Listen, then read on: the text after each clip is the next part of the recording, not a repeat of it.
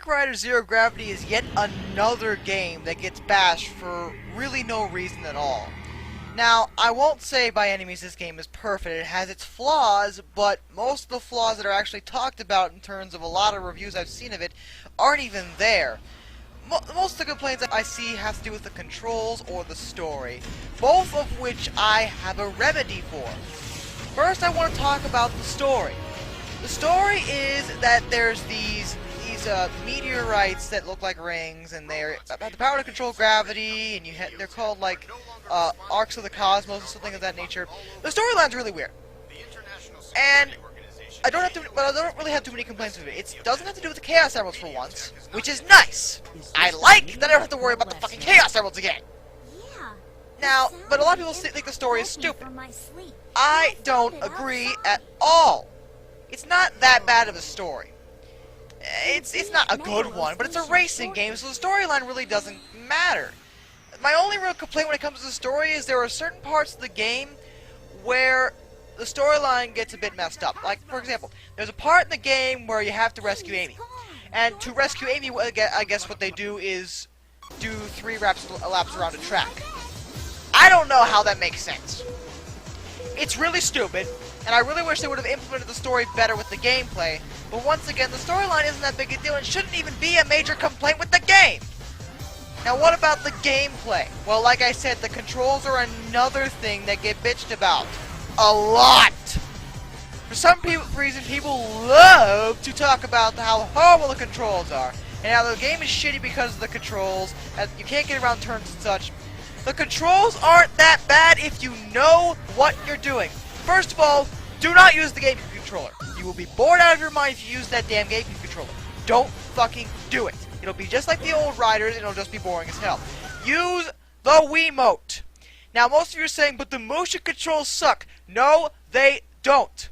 First of all, you don't even have to use the motion controls. When you're holding the Wiimote horizontally, you can use the D-pad to accelerate and decelerate as well as turn, and use the other buttons for whatever function they hold.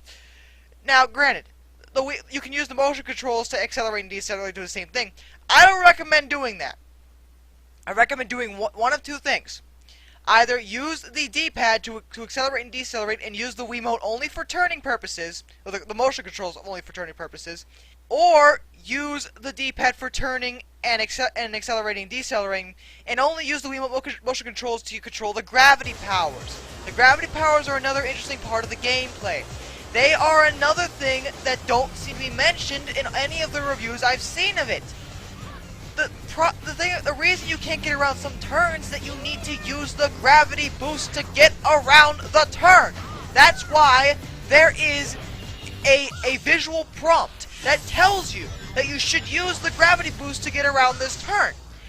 No one seems to mention this, and they say you can't turn around this turn. Yeah, you can if you use the fucking gravity boost like you're supposed to.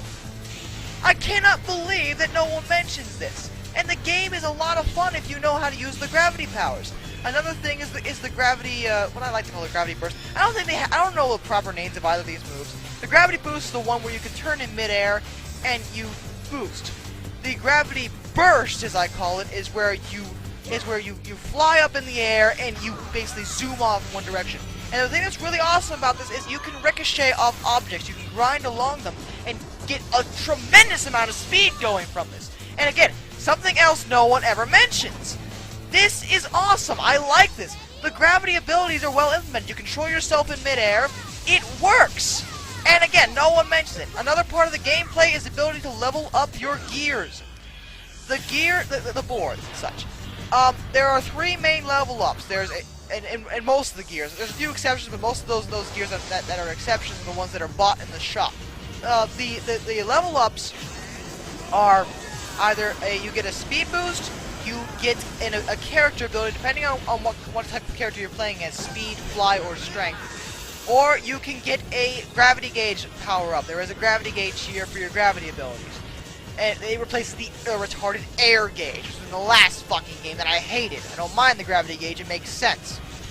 Now, these abilities are unlocked by getting a certain number of rings. You can unlock the abilities in any order, but each ability needs a certain number of rings, and once you get the ability, it reduces that amount of rings that it requires. So there's more strategy to building your gear during the race. It makes the race more interesting and gives you a fun factor to it. And as for the look of the game, well, the cinematics look amazing. And the in-game cinematics and the actual gameplay, it doesn't look too bad. There are a couple minor flaws, but mostly the graphics look pretty good. I like the style of the game. Plus, the lip syncing is dead on, which is a problem that a lot of 3D Sonic games suffer from: bad lip syncing. And there's no problem with that here. The lip syncing is really great. I won't say the game, like I said, the game isn't flawless. There are a few issues. The control, while it's not as bad as everyone says it is, there's still a couple issues I have with it. The turning, it's not as bad as everyone says it is, but there's still a couple minor issues with it. In a sense that you don't seem to turn as tight as you should in some respects. It's not so bad that it breaks the game, but it takes some getting used to. There's also another glitch I noticed with the game. Sometimes if you use the boost at a certain point, you will phase through the floor and fall.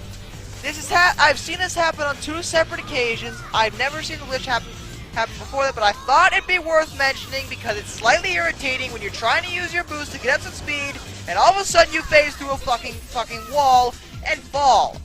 Now, this only seems to happen if you're facing towards a hill, so I guess it's just a glitch within the game that never picked up. So I've covered how the gameplay isn't as bad as everyone says. I covered how the graphics are decent. What about the sound? The music is pretty good. Nothing too memorable, but the music actually changes as you use your gravity abilities, which I think is a cool thing. And the game sounds pretty good. Most of the music is pretty good, and I like it. The voice acting is okay. I have a minor issue, and that's Jet's voice. Why does he still sound like this? He sounds like he's squawking. I know he's a bird, but he's a hawk, not a chicken. Why does he sound like he's fucking squawking? But other than that, the voices are actually pretty good. Jason Griffith is getting better with Sonic. I'm sick of people complaining about him. He's getting better. Stop it. The gameplay is what matters here. And the gameplay in Zero Gravity is innovative, and it gives you a fun factor. It's not perfect, but I kind of like it. And there's a few other features with the game. There's obviously a 2-player mode, and there's some unlockable characters. You can use Eggman, you can get Cream, you can get Rouge and Shadow, and you could also get Silver. Why are you here? I don't want to see him in this game. I really don't like this character. He really shouldn't be here. But you know what? I'll let that go, because at least he doesn't play a part in the main story like in Rivals 2. Oh my god, it made no sense that he was in the fucking story in there, but at least he doesn't play a part in the main story here. He's just an unlockable character. I can deal with that. Blaze is also here, and there's a few other characters I haven't unlocked myself, so, you know, I'll leave those up to a sort of mystery. The shop is also a bit better in this game. One of my main beefs with the original Sonic Riders shop was that there were several gears that looked the same but had different abilities in terms of their specs and their traits and everything, and they were just recolors of each other. It was stupid. There was no originality about it. Here, almost every single gear, as far as I can tell, is a completely original design. Some look similar, but they aren't exact duplicates of each other, just recolored. So Sega put some time into making the shop. So it's a little interesting. You have to buy them with rings, obviously. It's a pretty good deal. And another thing that's never ever mentioned is there is Wi-Fi in the game. Yeah, Sega actually took the time to give you Wi-Fi, although it's not what you would expect. What the Wi-Fi is that you can record a ghost race of you racing a certain track, and you can download other people's ghost race and race against them. Now, that sounds stupid, and to a certain extent, I would have preferred a live race feature. It would have been much better. But this isn't so bad. I mean, this eliminates the issue with lag that the Wii has been having in terms of it online. And no other developer that I've seen besides Sega and Nintendo have taken advantage of the Wii's Wi-Fi to an extent. And it's nice to see that Sega has taken the time to try to do something. So I don't mind. I mean, I don't mind the extra feature. It's nice to be able to, put out your own ghost races and have people race against them. See how good you are. I'm ranked like 8,000 something. There's some people who are like gods at this game. I tried racing against ranked 1 on one of these tracks. Holy shit! You can get really good at this game. The last thing I want to mention about the game is that there is a learning curve. The game is not something you're going to be able to pick up and play. You have to give it time, and no one seems to be willing to do that. I strongly recommend giving this game a rental and see if you like it. If you like it, buy it. It's one of the best 3D Sonic games I've played in a long while.